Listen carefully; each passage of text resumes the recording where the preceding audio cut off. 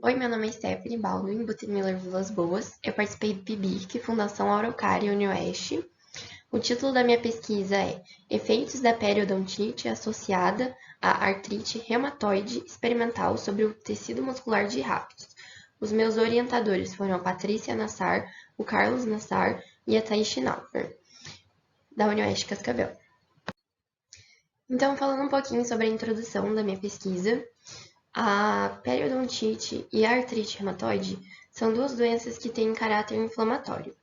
Então, segundo estudos, pacientes que têm artrite reumatoide têm mais probabilidade de desenvolver a periodontite, enquanto pacientes com periodontite têm mais prevalência de ter artrite reumatoide do que pacientes que não possuem a pério.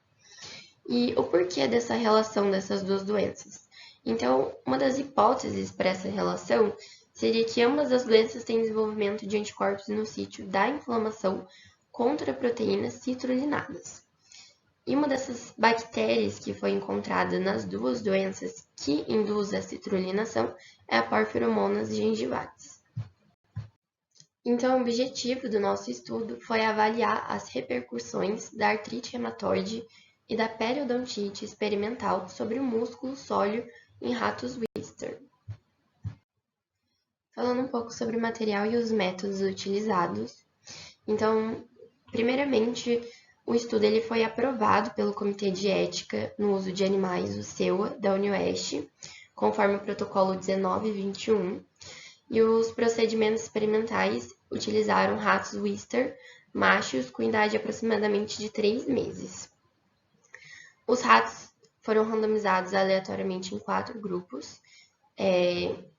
No total eram 32 ratos, então ficou 8 ratos em cada grupo. Então, o primeiro grupo era o grupo controle, que não tinha nenhuma das duas doenças, o grupo periodontite, o grupo artrite reumatoide e o grupo pério mais artrite reumatoide. Então, para induzir a doença nesses ratinhos, para fazer a indução da artrite reumatoide, a gente primeiro fez uma pré-sensibilização com uma injeção na base da cauda e uma asepsia local com álcool iodado 1%. E fizemos uma injeção intradérmica com 50 microlitros de CFA nos ratos que seria induzida a doença, e nos outros a gente fez uma injeção com solução salina para o efeito placebo. E 7 dias após essa primeira estimulação, houve uma outra injeção intraarticular. Já a indução da periodontite, ela ocorreu no 3º dia, e antes disso a gente fez uma restrição alimentar com esses ratinhos de 8 horas antes de colocar a ligadura. E essa ligadura ela atuou como irritante gengival, proporcionando um acúmulo do biofilme, induzindo então a periodontite nesses ratos. Aqui a gente tem uma tabela que mostra como ocorreu, o cronograma. Então, no primeiro dia teve a indução da artrite reumatoide, e no 8º dia também, e no 3º dia a indução da periodontite.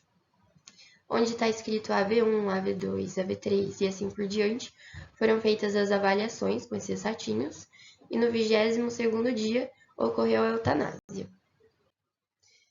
Então, para a mensuração do edema articular, a gente usou a região da interlinha articular do joelho direito, médio lateralmente. A gente realizou 3 medidas e a média dessas medidas foi a considerada, e os dados eles foram expressos em milímetros. Para a eutanásia dos animais, a gente usou a sobredosagem da associação de anestésico dissociativo, que nesse caso foi a acetamina, 240 mg por quilo, e de agonista de adrenoreceptores alfa-2, que nesse caso foi a xilazina, 45 mg por quilo, e eles foram administrados via intraperitoneal. Já para análise no músculo sóleo, a gente considerou 10 fibras de cada imagem para realizar as medidas por meio de um programa, que foi o MAGE Pro Plus 6, totalizando 100 medidas por animal. Então, para a avaliação da perda óssea alveolar mandibular por análise radiográfica, foi realizado 3 medidas por M-mandíbula em diferentes dias por um mesmo pesquisador que estava previamente treinado e cego para as identidades dos grupos experimentais, e a média dessas medidas foi utilizada para análise. Na análise estatística, a gente realizou teste de Shapiro-Wilk, teste de Levine, o ANOVA multifatorial, seguido de um teste acompanhado de Tukey-HSD, e para os dados que a gente não teve uma distribuição normal, a gente utilizou o teste de Kruskal-Wallis, seguido de um teste de acompanhamento de Doom. Falando um pouco sobre os resultados e a discussão da minha pesquisa, os grupos artrite e pério mais artrite apresentaram diferença estatística significativa em relação ao grupo controle em todas as análises.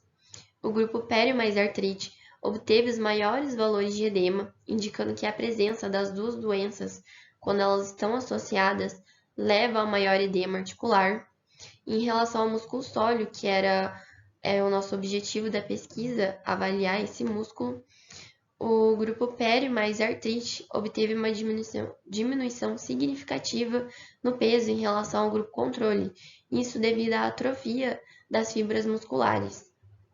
Já na análise morfométrica das fibras musculares do músculo sóleo, o grupo pério mais artrite obteve diferença significativa em relação ao grupo controle nas 3 variáveis, indicando que a presença das duas doenças causou alterações mais significativas do que somente com a artrite.